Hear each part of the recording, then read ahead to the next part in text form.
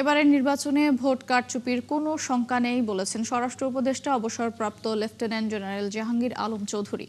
দুপুরে রংপুর বিভাগীয় সদর দপ্তরে উত্তরের ৮ জেলার নির্বাচন সংশ্লিষ্ট কর্মকর্তাদের সাথে নির্বাচন ও গণভোট সুষ্ঠুভাবে সম্পন্ন করতে আইন শৃঙ্খলা বিষয়ক মতবিনিময়ে একথা বলেন তিনি।